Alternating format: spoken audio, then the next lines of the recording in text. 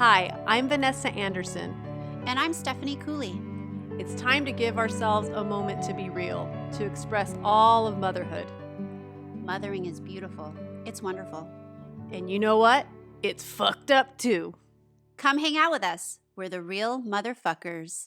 Welcome to Real Motherfuckers, Suzy Yatim Aslam. I love your book. I just feel really privileged to talk to you today.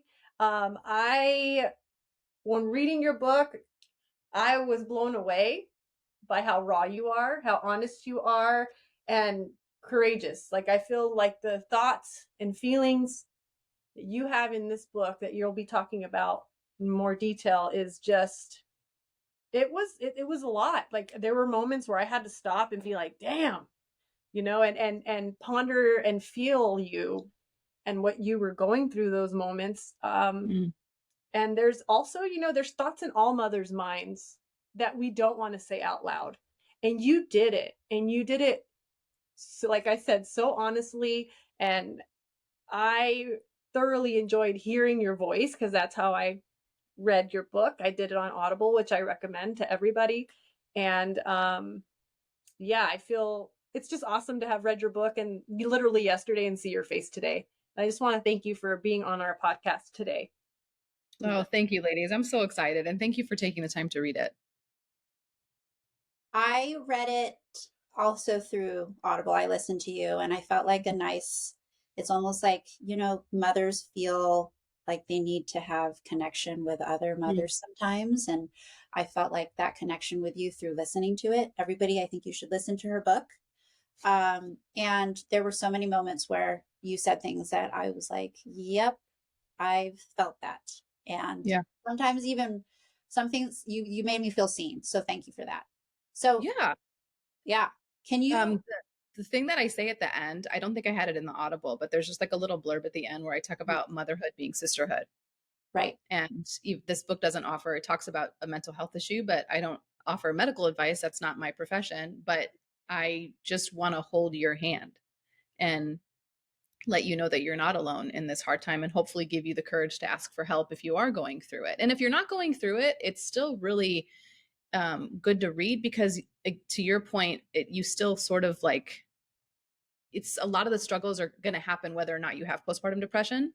Some of those struggles that you hear about in the book that just every mom goes through. So it's just kind of nice to know whether it's depression or not, that you're all in this together. Absolutely. I did not have postpartum depression, but Stephanie has, and she's been honest about it in a lot of realms throughout our podcast and just in our friend circle. And my heart goes out to you guys, anyone who's going through this or who has gone through it.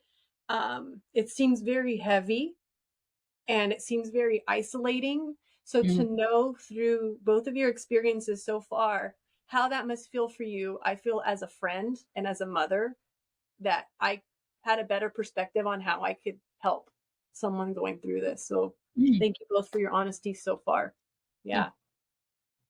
Can you tell us a little bit about your book and how you came to write about it? Yes. So I wrote it's a dark comedy memoir called Postpartum Me, little play on words there. It's a dark comedy on postpartum depression and anxiety. And the book is split up into two parts. So it's all journal entries. And the reason I did it in journal entries is because I was experiencing postpartum depression and I did not know that that's what I was experiencing because mamas hear this. For me, correlation was causation. So at the same time I became a mom was the same time I got depressed. But I didn't know that that's what that was, that I was experiencing depression. So I just thought that being a mom sucked. Like, oh, this is how you feel when you're a mom. Great. This is the rest of my life. So first of all, why would I ask for help? Because there's nothing to help. This is just what mom life is like. And this is what I signed up for. And then secondly, when I did try to, even before I knew I had depression, I was just like venting and talking to people. When I would express some of those dark thoughts, they were not well received. I don't know, Stephanie, if you felt this, but like, it was really dismissive. So people would be like, oh, well, no, thank God he's healthy. And I'm like, yeah, that's not what I'm talking about. I'm dying. Or, like one time I told my father-in-law, I need this to be a dream. I need to wake up. Oh my God. And I was like actually panicking. And he's like, no, no, this is the best time. No. And like people didn't actually like hear my words and hear the cry for help that was going on that I was even unaware of. I was just talking, but people did not like it. So I just stopped talking. So I did it in the form of journal entries because it was the only way I knew to get you inside of my head, since there was no other way. If I spoke, it was not validated. Mm-hmm. So journal entries felt like the right way to go in this book that I just made up. So I did not have these journal entries. These were not like, I didn't pull this from my real diary. This is just stuff that I wrote because I used to be an actress and I love scripts and I love reading. I'm a huge reader. I love fiction. And so I wanted to write a story, as it were. So I used my creativity, my need for creativity, sitting at home with two kids and not being able to be an actress anymore. I wrote my story as best as I could using my creativity, but also knowing like you have to know your audience. You can't write for you. You have to write for the people you're writing for. Yep. So, which is a tricky line because you still want to like be authentic and still like it's almost it's healing for you, but you still need to like it's not actually your diary that people are Right. going to sit and read. You know, they have to care. So, so yeah, I tried to make it as interesting and entertaining as possible for people who've never met me, will never know me, and still feel connected. Well, I did feel that. I did feel that. And that's why I liked hearing your voice because it was literally me living the moments you were living when Mm. you were saying these things through Audible. Like, I was like, wow, it was like you were talking to me personally. I love that. And I felt sorry for you. And a lot of times I felt sorry that you didn't feel heard, that you felt lost. And I felt, do you, I feel like the reactions that you got were more from your family and friends, and not certain friends, because some of them, especially your friend that pretty much said, hey, this is what you've got, because she actually Yeah, heard you. Some yeah, people feel uncomfortable hearing that from a mom. They don't want to yeah. hear that you're not joyful. They don't want to hear that you're struggling. It's like an uncomfortable thing that no one wants to deal with. And it seems like that's what you had in the beginning. It was like they're in denial that you're hurting. They're in denial. I have to deal with their feelings. Yeah. Yeah. So I say this thing in the book, if you remember, about mothers are like goddesses. Uh-huh. And the thing that I noticed is that when we say, because we say that phrase, you know, like mamas will take those like maternal photos, you know, and they look like goddesses in these pictures, right? Like this is how we depict mothers, but that's not necessarily true. We depict them more, I would say, like the Virgin Mary. So like this like really pious, quiet, humble, motherly figure who's just like has all the answers, because there's people who literally pray to the Virgin Mary for all of their answers. And so I feel like even though we say goddesses, we're really thinking of more of Mary. If you were to actually equate us to a goddess, which I do believe is more accurate, goddesses are fierce and they're pissy and they're emotional and they're up and they're down and they're jealous and they've got rage and they've got joy and they've got sensuality and they've got like all these things that a woman actually really is, but we're not allowed to actually express that when you're a young mom, you know, because you're supposed to be the Virgin Mary, Mm-hmm. having just had a little baby Jesus, you know. So to have all those other feelings is very, very strange to people to watch. There's only one way you're supposed to behave after you have a child, and that is it. When you talked about, or you were asking me if I had uh, dealt with similar situations, and I did. Mm. And I didn't even say anything out loud because I knew it wouldn't be well received. I also Mm. was so deep in my depression that I couldn't physically say it out loud. I was so down that I was too exhausted and too anxious to say anything out loud. So I love the fact that you had put words to a lot of these things. Mm. Yeah. So, as far as when I was listening to the book, I was also wondering what you did to deal with the postpartum depression. I know that you had a really great breakthrough conversation with Qasim, and I'm sure it was probably multiple conversations in Right. real life. Yeah. Um, did you seek help as well, or did you deal with it with your partnership? What are some other ways that you dealt with it? This is funny. People will ask me in interviews, they're like, oh, so like, how did you cope? How did you get through it? And I was like, no, this is a cautionary tale. This is like a do as I say, not as I did Mhm. sort of thing, because I didn't do anything right. Right. I kept it all in. I didn't ask for help. I hadn't really considered that therapy could be an option. I did by the time I had my second one. It like occurred to me. And Stephanie, you might understand this when you are experiencing a mental health issue, particularly depression, where your depression, and I say this a lot, your depression is lying to you. It Yes. is lying to you.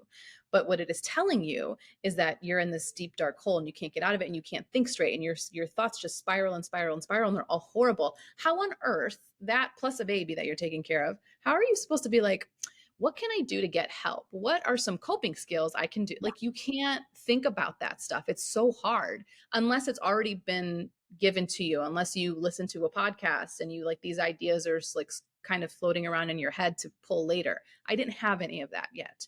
So I had no coping skills and it didn't occur to me to go to therapy or anything like that. I've never been a person who's into pharmaceuticals, so that's not something that I would have done, and a lot of women take that and that's fine. I do believe that that only addresses like symptoms and it doesn't actually get to the heart of what's going on. But I do know that a lot of women like just to get by, like just need it for now, and that's fine. That's their business. But I wish I would have gone to therapy sooner. I wish I would have learned how to self-regulate. I wish I would have learned like breathing techniques. I wish I Mhm. would have understood the energy between me and my son, because all the energy that I had that was horrible, I'm feeding to him. He was horrible. He's feeding it back to me because he's miserable feeling my own feelings. And then I'm miserable that he's miserable and I'm sending that back. And it was just this horrible cycle. And I had no idea any of this was happening or how it was happening or why it was happening. So, don't do it. Don't do that.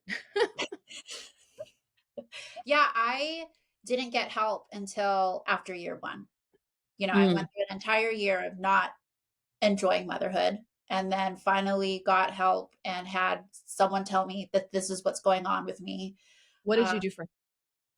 I went to therapy and I Okay. took medication and I did all kinds of other things like breathing techniques, all of that other stuff. Right. I refrained from taking medication for quite a while and finally I decided to do it and then I took it and I was like, why the hell didn't I take this sooner?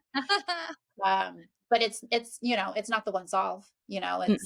it's doing all the things which Right. no one wants to hear, eating right, exercising, doing breathing techniques, sleeping well, doing all of those things on top of being a mother, which is hard. But Yeah. I mean, I think a lot of the portrayal of motherhood is like focus on baby, but you got to focus on you. I Can, love that line. I'm going to write that down. The betrayal of motherhood. Oh, that is so beautiful. and I also want to ask you both this question. Steph, in the previous podcast that we recorded, we did next generation parenting, and we both talked about our generations before us, excuse me, that Ah, with traumas, mm-hmm. traumas that pass on to each generation, and now scientists saying that's real. Yep. All of us deal with something from our childhood. We all have a perspective and an experience that we've had with our parents. Yep. Anxieties, fears. All that culminates when you are not just focused on yourself, when you're bringing somebody else into the world and you Mm. have to be there for them and on all the other levels. Do you feel like a lot of that came out like a zip that needed to be popped when you guys had your babies? Like you had that, but maybe this brought it up for you in a way, that your parenting stuff or any traumas of being a child or having a relationship with your parents maybe pushed it forward for you to deal with at the time that you became a parent? Do you feel like So, that any relevance? Does that make sense what I'm so asking? yeah. And so the first thing, I think this happens to every single parent, moms and dads. And like, I don't think you have to even experience postpartum depression for this thing to occur. Every Absolutely.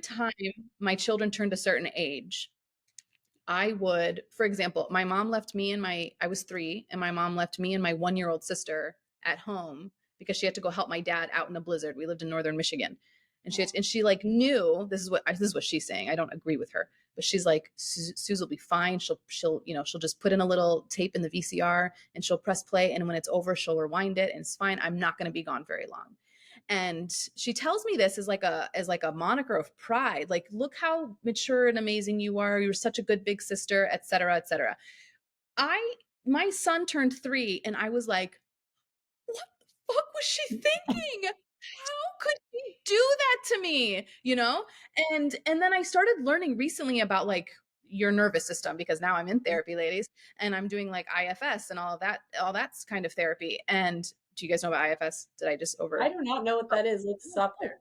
Okay, it's internal family systems. It's about like all the little parts inside of you and how you have to tend to all the little parts that didn't necessarily get to grow that are still protecting you. So there's like little Suze, who's my protector, who understood that I am the child of immigrants, that I'm the oldest child. I was parentified extremely young, as per the example I just gave. And so I didn't really necessarily have like my emotional needs fulfilled. So what I understood at a very young age is that I have to protect myself, and that I'm going to just keep getting disappointed if I keep going like, love me. And my parents loved me, but not in the way that you need like a certain emotional stability. So there's like a protector part of me that keeps me safe all these years later, and is still like 3 or 4 or 5 years old. You know what I mean? And so now I'm looking at my kids and I'm like, am I doing this? How am I fucking you up? And I'm like terrified. Yeah. Because you're fucking him up. You're fucking her up. Like, it's happening. Let's accept that. Just gonna We're going to have a report card too. This is going to happen. Yeah. They're going to be in therapy in 30 years or on a holographic podcast talking about whatever it is that we're talking about now. So I was like, every age that they hit, I think of what my life was like at that age. And oftentimes I'm like, oh, I need to do better. Yeah. But what it did is, in one sense, it was like, yeah, okay, I need to do better. That wasn't okay. But at the same time, it also gave me a lot of grace for my parents, because my mom was 21 when she had me. I was 30 when I had Sammy, and she was an immigrant at 21. Right. And how hard, and from a war zone, so how hard must that have been for her to come here, and then like she was a baby and to have to parent. So it gave me a lot of grace, but it also really opened my eyes to how I want to raise my kids differently. Right. We're both from immigrant parents as well. And I also think about like, okay, what are the chances that my mom dealt with postpartum depression with three daughters? And probably she was also like dealing with all the stresses of her life as well. And like how they didn't have an opportunity to say any of this out loud. Mm-mm. And at least we get to. Mm-hmm. And I appreciate the fact that we can even have this conversation out loud and share it publicly. Yeah. My mom, after I came out that I have depression, and I started explaining to her what it was, you could see her eyes light up, where she was like, oh, that explains a lot. And she kind of was like backtracking to what she was like as a young mom. And sure enough, that she really resonated with a lot of what I was saying. But what is she supposed to do? Like, bitch about it in the middle of like four kids, and and again, she came from a war zone. Like, she had bigger issues to deal with.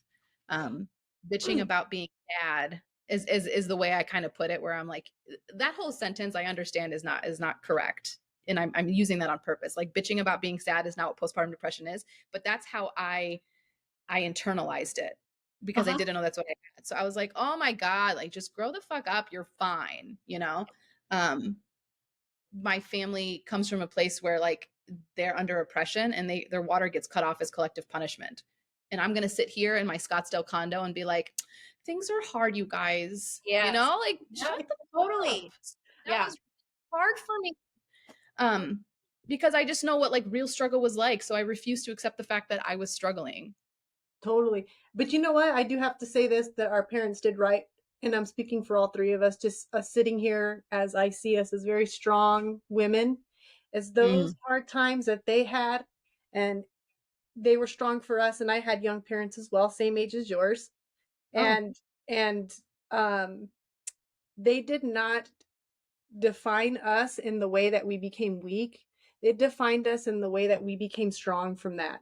Like, it gave us, it sucks that we feel those sad feelings sometimes, but we've used that to become stronger. We've used it to improve ourselves. We've used it to analyze our parenting skills and be able to, nourish something beautiful from it and do our best. I think without that, it's a handicap when you don't have that struggle sometimes. Yeah. you know, and Mm, I see that this has helped us grow instead of us, like you, I think Deepak Chopra said one time, we can play a video in our head over and over of some situation over and over and over and let it dominate the rest of our lives, or we can eject that tape and put it to the side because that tape is the past. You have to put right. in new perspective. And I really feel, working with Steph, listening to you now, I really feel like that tape has been ejected and that we Mm, are looking at our life in a different perspective and doing work, podcast, you writing your book, journaling. I mean, yeah. there's work to be done the rest of our lives, and it's up to us to use this life as a classroom or for it to be our own hell. And I feel like you, all of us, I can speak just Yeah. sitting here, are doing that work. And I hope we can encourage women to eject that tape of victimhood Mm, and mm, redeem themselves to make themselves render and go forward with life and grow. Not saying you'll never have sad moments, but right. use those sad moments as a classroom, Yeah. you know? Use For those all, sad moments in the classroom. I love that. yeah. I was going to say for all those 21-year-old moms listening to our podcast, a VHS tape is something that we used to watch videos or movies on. It was What's work. We had to go ahead and find the perfect spot, and you know. you had to like roll the tape when it got Yeah, pulled I out? know. Oh, so good. And we had a question for you. Did you suffer the postpartum depression with your second child as well? That's a good question. Yes. Yeah, it kind of was like weaning, but then I had the second one and then my anxiety flared up. So that was Ah, fun. yeah. And that was unexpected. So I've always had like mild anxiety, and then it just made like it just became a main character in my life after my kids. But then it just got worse with Ronan, my second, and they're 2 years apart. So by the time Sammy was 1, I was pregnant with the second one, Mhm. which is good times. Now it's fine. Now I'm like, I would absolutely do that again. That's it worked out how it should. Right now they're in that room playing together, and it's great. Um, so my anxiety flared up, and it was very, very strange because anxiety it's a weird beast. It's a very weird beast. It the physical ramifications of anxiety, like the nausea and and that kind of stuff, I hated. I almost hated that more than the depression. Like I hated the fear that I constantly felt. That if I had to pick, I think I'd pick the depression over the anxiety. The anxiety was too much. It was way too debilitating because I could like walk around and be sad, and I wasn't the kind where I like laid in bed all day. Mhm. I just walked around sad. Um, but the anxiety was debilitating. The anxiety, I was like, something is going to come at me. I'm going to die, and that's more for me. It was harder to maneuver around and actually function. Well, whether you're postpartum, have postpartum depression or not, going from 1 to 2 children is a huge shift in your life. Yeah. It's, Mm-hmm. it's just the timing of it all and balancing this everything, balancing the attention, balancing everyone's needs. It is a game changer, I feel. Yeah. So Yeah. that's why I was wondering how that went, because and didn't have it, but I did have anxiety as far as like, how am I handling this? Am I really giving my first child the attention since we had one-on-one and now we're switching to this other child? And I did feel at times, just because I'm alone a lot because of my husband's profession, I didn't give them the attention they deserve because I had to serve one or the other. When you're by yourself, it's just facts. Yeah. You're not going to give them the 110% you gave the first child before the second one came around. So on top of what, postpartum, I can't even imagine how that must So if I feel. can remember, there's two things I want to say about that. The first one, and every time I say there's two things. By the time I get to the second one, I don't remember. So here's my disclaimer that my brain might not remember. So the first thing is, I don't know if you guys experienced this when you said the thing about your husband being gone a lot with his profession. I talk to like dads sometimes. I'll be on dad podcasts, and they'll be like, I didn't know what else to do, so I did the one thing I knew how to do really well, which was go to work and make money. And especially if they're like entrepreneurs where that's what they excel at. And me and this one guy that I was talking to, he was like, we should do a study on the productivity and the amount of money that gets made the first year after the baby, because the husband is so not useless. He just doesn't know what his role is. So he Right. just goes out and he does that one thing that he knows really well. So it's not that they don't want to, they just don't know. And then we don't know. So we don't know what to tell them to do. So they're just going to go out and do the thing that they know, you know? So that was, That's a fascinating. We should do that study. I Gosh, want to do that study. I think it would be really, really I think interesting. about my husband too, because he's an entrepreneur, and yeah, he got a lot of deals done during those first See, years. Yeah, that's what I'm saying. There's something like it's just a biological, he's like, oh my God, I have to go provide. And it's yeah, beautiful. But there was other things it could have been doing had we known. And this Yeah. is what sucks, they you know guys. where their place is because Yeah. they're walking on eggshells around us, and like, shit, I don't know what to do around this lady who seems like she's gonna like, I don't know, go crazy, Yeah. literally going crazy. And so I remember my husband just kind of just like doing what he felt like he could do without Mm. ruffling feathers, and then, going off to work and, repeat all of that. Mm. There were times where I found out later that my husband stayed home from work and worked in his like home office, which isn't as easy for him because there's only like one computer versus like 5 computer screens in his work office. But he was worried about me and the I baby, remember and he you wasn't really sure what he meant by worried. Like he didn't know if he didn't know, But but yeah. he didn't need to keep an eye on me, but he couldn't tell me he needed to keep an eye on me because I would have lost my shit if he said that to me. Yeah. So he just stayed home and he's like, oh, I have a light day, I'm just going to work from the home office. But no, he was, keeping. So there's a lot there where like if we could have communicated better, if I could have told him what my struggles were, and not just that, but like I have to not just know what my struggles are, but I have to be able to express them, and I have to be able to express what I need. And that's really hard because he'd be like, how can I help you? And I'd be like, I don't know. So it's like this is a big ask I'm asking of people. I'm like to sit there and be like, hey, you need to get help. You need to speak up. You need to be your own advocate. Like I'm asking for a lot when I say that. And I understand that, but that's just is what it is. Yeah, it's a lot to process, and it's like coming out of being an addict or something. You have to have these steps. You have to admit you have a problem. You have to analyze what will help you, and then you have to go out and do the research to actually help yourself. There's a lot of steps. And when you're exhausted, that seems like a overwhelming task to go to Yes. do. You know what I mean? Yeah. I'll say my husband was out of the box. He tried to work less to be home more with us. And he's a very present father. Um, and I feel like sometimes he's even more present than I am. Like he's like an over dad, you know what I mean? And it's been great.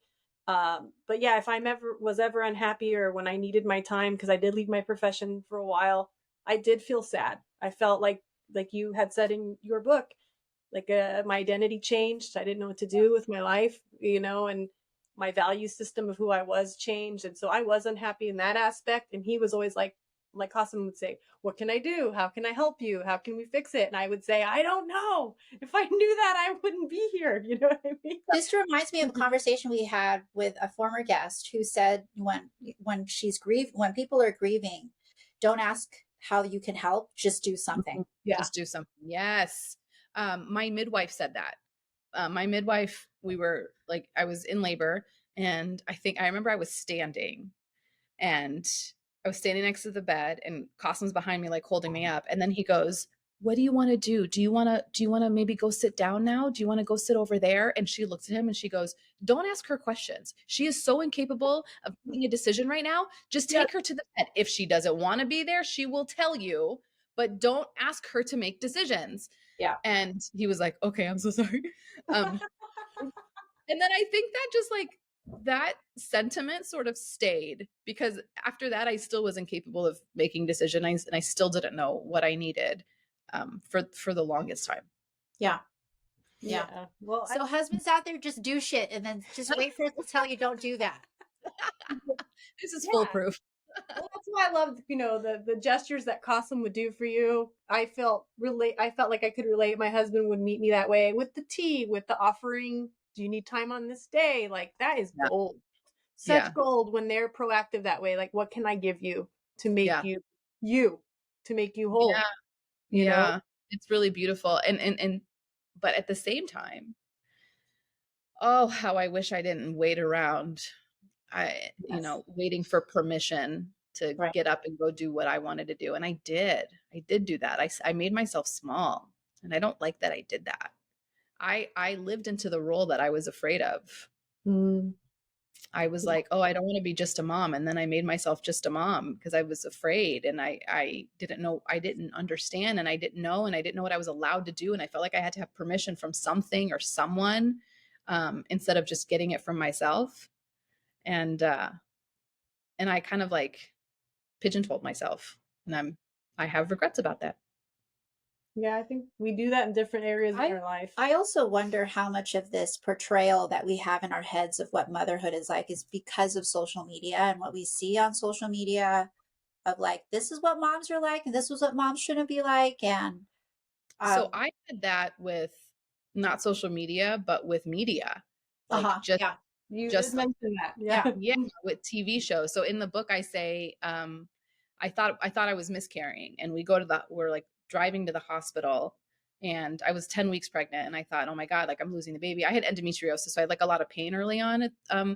And I remember, and again, this is the permission thing. I don't know why. I'm sure I'm not the only one that does this, but I was like, oh, how am I supposed to feel right now if I in fact did lose the baby? Instead of just like letting myself feel, I was like, Right. oh, what's the right thing to do here? And then I realized it's because there's one way to do things based on an amalgamation of all like TV shows and movies and other people that we've known who also reacted from TV shows and movies of how you're supposed to behave when you experience a certain thing in life.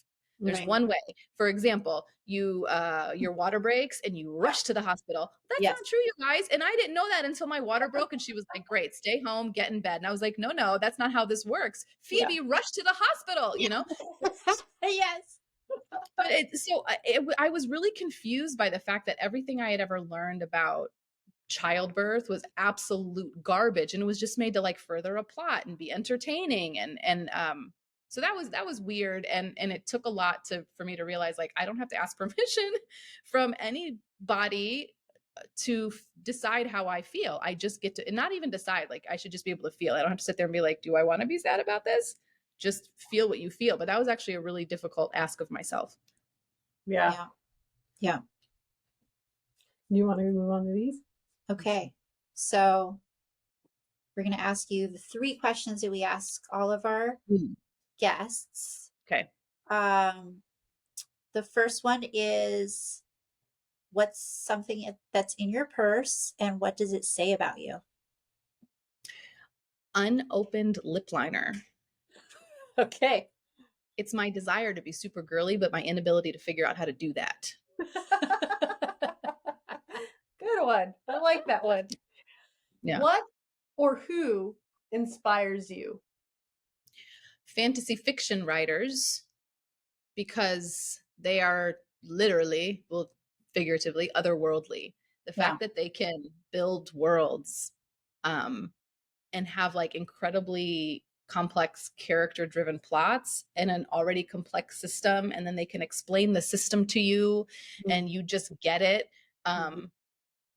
I think is so, I just want to be in some of their brains and just be like, how do you do this? How are you making worlds? They're world building. And so for me, it's just I'm so impressed. Well, especially since you've written a book yourself, so you know what it's like to write a book and how difficult it is. Yep. So are you saying that you might be writing a fantasy fiction novel next? I think you should talk to yourself with kindness, but hell no, I'm not that smart. No, I could completely, in your book, I was like, yeah, this girl likes fiction with the Harry Potter references. And, and I'm a Friends fan as well. I love. Yes, we are both. It just gets me through. If I need a laugh, I was just feeling that. We are products of our generation. I think I say in the thing, like, Chandler is my Patronus. Like, I just combined my 2 favorite things. Yeah, gotta love that Chandler and his one-liners. I love it. Love it. So when did you fuck up as a mom? And what did you learn from it? Like one that sticks out. We all have the top 3. You have like top 10 or whatever, you know. I have been going through a lot of family stuff lately, like none of it good. And it's been really hard because I still have to take care of a 6 and 8-year-old. And so I'll have moments where I'm really, really stressed out, and it's a lot of really high intense emotions. And then they come to me annoying and, ask me things that are like annoying, but on a scale of 1 to freak the fuck out, it's like a 3. And I respond as a 10 because I'm like I can't, because I can't, like I've already like hit my quota of what I can tolerate emotionally. And then they come in being perfectly normal. And so there's been a few times, I think it happened once this week, maybe a couple of days ago, where I lashed out at Ronan, and you could tell he was really shocked because he like didn't understand what he did wrong. And then I had to sit there and I pulled him into me, and I apologized to him. And I was like, Mama's going through a lot right now. And I was just really stressed out, and I shouldn't have yelled at you, and I'm really sorry. And I'm trying to figure out how to, I always apologize if I like lose my temper and it doesn't match, Yeah. whatever. Cause usually if I lose, it's because I'm like upset about something else. But now I'm trying to figure out like, how do I let them know I'm going through something that's hard? I'm not always going to respond perfectly. I should still apologize, but also here's healthy ways to deal with what you're going through too. Like help. Yeah. I think we're all So going. that's my current struggle slash fuck up. Yes, Okay, well, let me know when you get an answer. Call me later. I have a small answer because I'm getting older. I'm getting a little wiser Tell here. me. Thank Before you. I know, I'm going to have a chunk of time where I'm needing to focus and needing to not have interruptions, even though I know I'm going to have them with them. The way I have less interruptions and have a connection with them, and this might sound messed up, but making your children human and not objects that come in and out of your life, is I spend 20 minutes to 40 minutes. I carve out, I wake up early and I spend that time with them. I do what they want to do in their play. I don't lead the play. I let them lead the play. I'm connecting with them. And that gives them the connection they're going to want with me in the next hour that I'm going to need on my own. But it also fills me as a mother to connect with them before I leave them. So once we have that, it's like I feel like my 1 could go to 10, goes from 1 to 3 in my reaction if they do come and interrupt me. I Because we love have that connection. Yeah. because And you connect. Yeah, and then they're filled up and you're filled up, and so when you do come together in an yes, opposition, there's a it's little just bit like more. we do with exactly. It's just like we do with our husbands, right? We go on dates. We have to connect. It's like you have a date with your Right. kid. And also before I leave them, I say, what are the 2 or 3 things we're going to do when I can connect with you again? And we look forward to that Oh, when I that's a end good it. one. Yeah. Because like, We do something similar. We call it special time. yeah. We have a timer so they know like, okay, it's Oh, going to be, so they can see how much time they have. And then also the rule is we could do whatever they want. And then I, I don't do 20 to 40 minutes sometimes. Sometimes it's 10, like Yeah. whatever time I have. Yeah. And they are so much happier because you're like, we get to do whatever we want. Yeah. Yeah. so just carving that Oh, out and reconnecting, connecting again when you're done. And I feel like it's like a date and it's like any other relationship. And I feel like our society has completely separated parenthood with kids. And it's like a hierarchy, which there is a natural hierarchy there because we are their providers. And like Kim John Payne would say, we're their governors until they're a certain age. mm. But they still need to feel us and we still need to feel them. And when we can do that with each other, I feel like we are more compassionate. Oh, Vanessa, I love that. Yeah. Yeah. Your So wisdom has paid off. Well done. the wrinkles are paying off. No, it's been such a pleasure to have you. And I I don't know, you are my little celebrity today. Like it's cool to have heard your Oh, voice and have heard you everything about you and have you here today. And I recommend the book to anybody, not all mothers and fathers. And I think as a friend to someone who has gone through that and has told me about it, Mhm. it was another window and another perspective and another respect for you ladies to, on top of the everyday busy, um, hard days, you had harder days. So I'm mm. sorry that you have had to go through that, but thank you for being so vocal today about it. And I appreciate you guys a lot. You ladies are wonderful. Thank you for the candid talk. Yeah. Thank you, Suzy. And we look forward to hopefully having you on another, in the future podcast. We think of Uh, something, we'll give you a ring. that sounds great. Talk to you soon. Thank you. Thank you so much.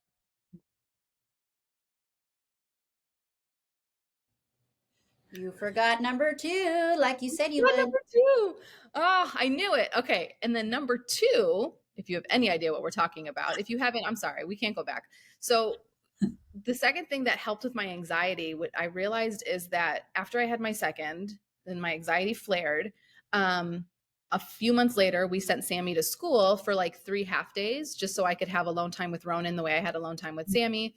And but then he was only 5 months old, so he would have like a 2-hour nap at a specific time that was while Sammy was still in school. And those 2 hours, when I started getting a consistent 2 hours every day or 3 days a week in the middle of the day, I remember my panic attacks stopped. And I think it's because I had the opportunity to recharge in the middle of a day instead of at the end of a day, because you cannot recharge at the end of the day. Like, that's not a thing. At the end of the day is to just like brush your teeth and fall into bed. And then wake up in 30 minutes. So for me to be like, I'm gonna sit down, and then with my son, with Sammy, I would be like, what do I do? Do I shower? Do I do the dishes? Do I and I had to, you have to be like, decide what you do with your hour or two. With Ronan, I was like, I'm sitting, I am reading a book, I am drinking my coffee, and this is what I'm doing. And it didn't matter if the house was on fire. It just didn't matter. Yeah.